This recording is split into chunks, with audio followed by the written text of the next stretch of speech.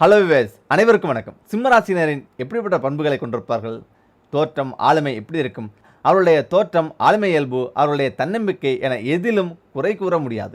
சிம்மராசிக்காரர்கள் எங்கு சென்றாலும் மற்றவர்களின் கவனத்தை ஈர்க்க தவற மாட்டார்கள். வாழ்க்கையின் ஒவ்வொரு நொடியையும் ரசித்து மகிழ்வார். அவர்களுக்கு சங்கடமான தருணங்களை தாங்கிக் கொள்ளும் ஆற்றல் கிடையாது. தோல்வி என்கிற வார்த்தை அவர்களுக்கு அந்நியமானது. அவர்களால் முடியும் என்கிற நம்பிக்கையில் எதை வேண்டுமானாலும் செய்வார்கள். மற்றவர்கள் என்ன நினைப்பார்கள் என்பதை பற்றி சட்டை செய்ய மாட்டார்கள். தாராள மனப்பான்மை. சிம்மராசியின் தாராள மனப்பான்மை அவர்களை சிறந்த காலராக ஆக்கிறது. இவர்கள் குறிப்பாக படிக்கறையில் மிகவும் சாமர்த்தியமானவர்கள். எல்லா நேரங்களிலும் தங்களை கம்பீரமாக காட்டிக்கொண்டாலும் சிம்மராசிக்காரர்கள் பகட்டானவர்கள் அல்ல. அவர்கள் மீது ஆர்வம் கொண்ட எல்லோருடைய துணையையும் ஏற்றுக்கொள்வார்கள். இருந்தாலும் சிம்மராசிக்காரர்களை ஒரு முறை ஏமாற்றிவிட்டால் அவர்களுடைய நம்பிக்கையை திரும்ப பெறுவதற்கு கடினமாக உழைக்க வேண்டும். சிம்மராசிக்காரர்களை உண்மையாக விரும்ப வேண்டும் என்கிற நல்ல நோக்கம் கொண்டவர்களுக்கு நீங்கள் ஏன் சிம்மராசியை காதலிக்க வேண்டும் என்பதற்கான 7 காரணங்கள் இதுதான். சிம்மராசிக்காரர்கள் கூட்டத்தை பார்த்தோ புதிய நபர்களை பார்த்தோ கூச்சப்பட மாட்டார்கள். அவர்களுடைய ஒவ்வொரு மயிர்கால்களிலிருந்தும் ஆளுமை வழியும் மற்றவர்களை அடக்கும் விதத்தில் இருப்பார்கள். ஒரு கூட்டத்தில் இருக்கும்போது தாங்கள் ஆற்றல் வாய்ந்தவர்களாக இருப்பது சிம்மராசிக்காரர்களுக்கு நன்றாக தெரியும். அவர்கள் சங்கடங்களுக்கு ஆளவோம் என்று பயப்படுவதே இல்லை. அதே போல முற்றிலும் தெரியாத நபர்களிடம் பேசும்போது கூட கூச்சப்படுவதில்லை. மிகவும் கண்டிப்பான மனிதர்களுடன் கூட உரையாடுவார்கள். ஒரு பெரிய கூட்டத்தில் கூட ஒற்றை மனிதராக நின்று மிக எளிதாக நேர்த்தியாக தாக்குவார்கள். சிம்மராசிக்காரர்களின் தைரியத்தை யாராலும் பாராட்டாமல் இருக்க முடியாது. லட்சியம் நிறைந்தவர்கள். சிம்மராசிக்காரர்களுக்கு அவர்களுக்கு வேண்டியதையெல்லாம் எப்படி பெற வேண்டும் என்று தெரியும். அவர்களுக்கு தேவையானதை கேட்டு பெறுவதற்கு தயங்க மாட்டார்கள். வானத்தை அடைய நினைத்தாலும் தங்கள் லட்சியத்தை அடைந்தே தருவார்கள்.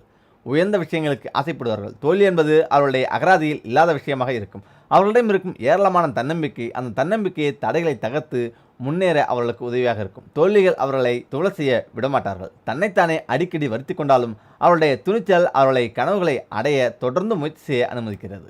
இதில் கடந்த காலத்தில் வாழ்வதில்லை. சிம்மராசிக்காரர்கள் எதிர்காலத்தை நோக்கி முன்னோக்கி பயணிக்க விரும்புவார்கள். கடந்த காலத்தில் அவர்கள் தேங்கி நிற்பதில்லை. இவர்கள் பொதுவாக கடந்த கால விஷயங்களை விவாதிக்க விரும்புவதில்லை. ஏனென்றால் எதிர்காலத்தை நோக்கி பயணிக்கவே விரும்புவார்கள். சிம்மராசிக்காரர்களுடன் வாழ்வது உங்களை ஆக்கப்பூர்வமாக மாற்றும். மகிழ்ச்சியான நிறைவான வாழ்க்கையாக இருக்கும். இதில் விசுவாசமுடையவர்கள். சிம்மராசிக்காரர்கள் எதை செய்தாலும் தன்னம்பிக்கையோடு செய்வார்கள். மற்றவர்கள் உங்களை பற்றி என்ன சொன்னாலும் அதை பற்றியெல்லாம் கவலைப்பட மாட்டார்கள். இறுதி வரை உங்களிடம் ஒரே மாதிரியான விசுவாசத்துடன் இருப்பார்கள். உங்களுக்கு சிம்மராசிக்காரர் காதலாக கிடைத்தால் உங்கள் வாழ்நாளுக்கான காதல் கிடைத்துவிட்டது என்று அர்த்தம்.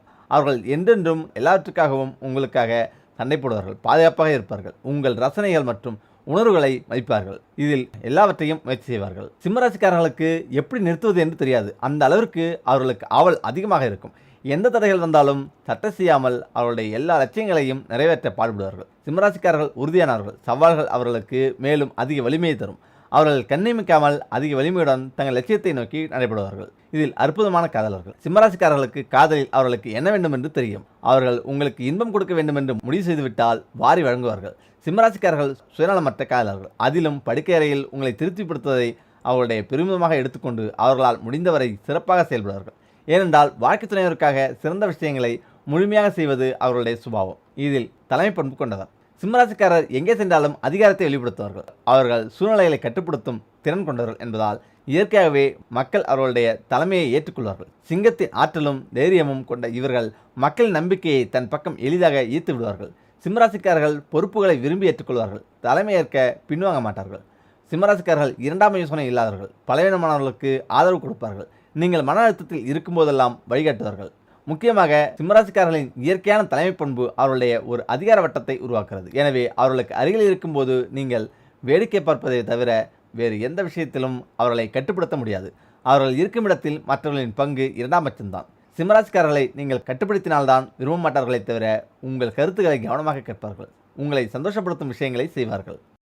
அடுத்ததாக, சம்பாதித்த பணம் வீண் விரயம் ஆகாமல் இருக்கவும், வாங்கிய கடனை விரைவில் அடைக்கவும் இந்த ஒரு பொருளை முதலில் வீட்டுக்குள் வாங்கிவிடுங்கள். ஆம், ஒவ்வொரு ரூபாயும் சம்பாதிப்பது என்பது எவ்வளவு கஷ்டம் என்று அனைவருக்கும் நன்றாகவே தெரியும். கஷ்டப்பட்டு சம்பாதிக்கும் பணம் வீட்டிற்கு வருவதற்கு உள்ளேயே செலவழிந்துவிடும். என்னதான் நாம் மாதம் வரவு செலவு கணக்கு பார்த்து எல்லாம் சரியாக செய்கிறோம் என்று நினைத்து செய்தாலும் கூட நம்மால் பணத்தை மிச்சப்படுத்தி சேமிக்க முடியவில்லை. சரி, பணத்தை சேமிக்க தான் முடியவில்லை, கடனாவது வாங்காமல் இருக்கிறோமா? அதுவும் கிடையாது.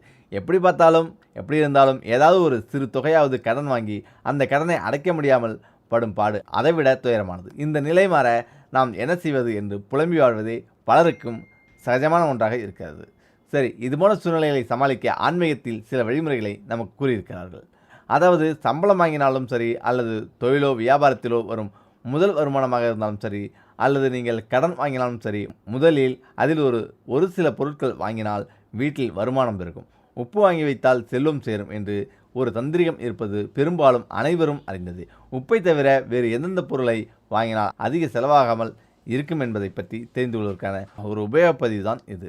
இப்படி நீங்கள் இரவும் பகலும் பாடுபட்டு சம்பாதித்த பணம் உங்கள் கையிலேயே தங்க நீங்கள் வாங்க வேண்டிய அந்த ஒரு பொருள் துவரம்பருப்பு. ஆம், நாம் சாம்பார் வைக்க பயன்படுத்தும் இந்த துவரம்பருப்பு தான் நாம் முதலில் வீட்டிற்கு வாங்க வேண்டும். பெரும்பாலும் பலர் மளிகை பொருள் வாங்கும்போது மஞ்சளை முதலில் எழுதுவார். வீட்டிற்கு மங்களங்களை அது சேர்க்கும் என்பதால். ஆனால் மஞ்சளானது எப்போதும் எல்லாவற்றுக்கும் செலவு ஆவது இல்லை. மஞ்சளை விட அரிசி எந்த அளவுக்கு செலவாகிறது அதே அளவுக்கு ஒரு வீட்டில் துவரம்பருப்பும் செலவாகும். இது மட்டுமில்லாமல் துவரம்பருப்பானது அன்னபூரணி தாயாருக்கு மிகவும் இஷ்டமான ஒரு தானியம். இந்த தானியத்தை நீங்கள் முதலில் வாங்கும்போது உங்கள் வீட்டில் இல்லாத பற்றாக்குறை வரவே வராது. ஆகையால் தான் நம் வழக்கத்தில் எந்த விசேஷம் வந்தாலும் அது நல்லதாக இருக்கட்டும் கெட்டதாக இருக்கட்டும், இந்த துவரம்பருப்பு சேர்த்து சாம்பார் வைப்பதை ஒரு வழக்கமாக அன்று முதல் இன்று வரை தொடர்ந்து வருவதற்கான காரணமும் அதுதான். அதேபோல் புதிதாக ஒரு வீடு கட்டி பால் காய்ச்சும் போது அதில் வீட்டில் மளிகை பொருள் வைப்பது வழக்கம். அதுவும் முக்கியமாக இந்த துவரம்பருப்பும் அதில் இடம்பெற்றிருக்கும். இந்த துவரை அந்த அளவுக்கு சக்தி வாய்ந்த ஒரு தானியம். எனவே இனி நீங்கள் வாங்கும் முதல் பணமாகட்டும் கடனாகட்டும் அதில் இந்த துவரம்பருப்பை வாங்கி வைத்து நீங்கள் பாடுபட்டு சம்பாதித்த பணத்தை பத்திரமாக வைத்து வாழ்க்கை நல்ல நிலையை அடைந்திருங்கள். வாழ்நாள் முழுவதும் கவலையே இல்லாமல் சிரித்து கொண்டே வாழும் வாழ்க்கை வேண்டுமா? வாரத்தில் ஒரு நாள் இதை சாப்பிட்டாலே போதும். ஆம், வாழ்நாள் முழுவதும் சிரித்து கொண்டே வாழ்ந்தால் நாம் ஆரோக்கியமாக இருப்போம். உடல் ரீதியாக கூட எந்த ஒரு நோய் நொடியும் வராது. மன அழுத்தம் இருக்காது. வாழ்க்கை பாரமாகவே தெரியாது. உங்களுடைய வாழ்க்கையை நீங்கள் சந்தோஷமாக வைத்துக் கொள்ள வேண்டும் என்றால் ஆன்மீக ரீதியாக என்னென்ன பரிகாரங்கள் செய்யலாம், உங்களுக்காக ஒரு சில குறிப்புகள் இந்த பதிவில் கூறுகிறோம். உங்களுக்கு எது சுலபமாக இருக்கிறதோ அதை பின்பற்றி பலன் பெறுங்கள். வாழ்க்கையில் திருப்தி என்ற ஒன்று இருந்தால்தான் இன்பம் என்ற ஒன்று வரும். இன்பம் இருந்தால்தான் முகத்தில் புன்னகை இருக்கும். ஆகவே வாழ்கின்ற வாழ்க்கையை மன திருப்தியோடு நிறைவோடு வாழத் தொடங்குங்கள். வாரந்தோறும் வரக்கூடிய திங்கட்கிழமையில் தயிர் சாதம் சாப்பிட்டிருந்தால் நம்முடைய மனது மகிழ்ச்சியாக இருக்கும். எப்பொழுதும் சிரித்து கொண்டே வாழலாம். அதேபோல் திங்கட்கிழமை வெள்ளிக்கிழமை நீர்மோரை தானமாக கொடுக்க வேண்டும். ரோட்டோரங்களில் வெயிலில் கஷ்டப்படுகிறார்கள் அல்லவா, அவர்களுக்கு நீர்மோர் தானம் கொடுக்கலாம். பசியில் வாடிக்கொண்டிருப்பவர்களுக்கு நீர்மோர் தானம் கொடுக்கலாம். சில பேர் வெயிலேயே அயராது உழைக்க வேண்டிய சூழ்நிலை இருக்கும். ரோட்டோரங்களில் கடைகள் வைத்து ரொம்பவும் கஷ்டப்படுவார்கள். கட்டிட வேலை செய்பவர்கள் என்று பார்த்தால் அவர்களுக்கு உங்கள் கையால் நீர்மோரை தானமாக வாங்கி கொடுங்கள். எந்த கிழமை வாங்கி கொடுத்தாலும் தவறு கிடையாது. ஆனால் சாஸ்திரப்படி திங்கட்கிழமை வெள்ளிக்கிழமை இந்த பரிகாரத்தை செய்பவர்களுக்கு மன நிம்மதி அதிகமாகும். அதேபோல் திங்கட்கிழமை வெள்ளிக்கிழமைகளில் ஏதாவது ஒரு அருவியில் குளிப்பது நல்லது. உங்களுடைய வீட்டின் அருகில் ஏதாவது அருவி இருந்தால் அந்த இடத்தில் போய் குளித்துவிட்டு வரலாம், தவறு கிடையாது. அப்படி இல்லை என்றால் புண்ணியஸ்தலங்களில் அருவி இருக்கும். அந்த இடங்களுக்கு சென்று குளித்தாலும் மன நிம்மதியை பெற முடியும். கணவன் மனைவிக்குள் அடிக்கடி சண்டை வந்து கொண்டே இருக்கிறது. குடும்பத்தில் நிம்மதி இல்லை. கணவனும் சிரிப்பது கிடையாது, மனைவியும் சிரிப்பது கிடையாது. சொல்லப்போனால் விவகாரத்து வரை கூட பிரச்சனை சென்றவர்கள் இந்த பரிகாரத்தை செய்யலாம். கணவனுக்கோ அல்லது மனைவிக்கோ இல்லற வாழ்க்கையில் ஒன்று சேர்ந்து வாழ வேண்டும் என்ற எண்ணம் இருக்கிறது, அல்லது டைவர்ஸ் அப்ளை பண்ணியாச்சு என்ன செய்வது என்று யோசிப்பவர்கள், ஒன்றாக சேர்ந்து வாழ வேண்டும் என்ற விருப்பம் இருப்பவர்கள் 9 சீப்புகளை வாங்கி யாருக்காவது தானம் கொடுக்க வேண்டும். சீப்பு தானம் நிச்சயமாக கணவன் மனைவிக்குள் ஒற்றுமையை அதிகரிக்கும்.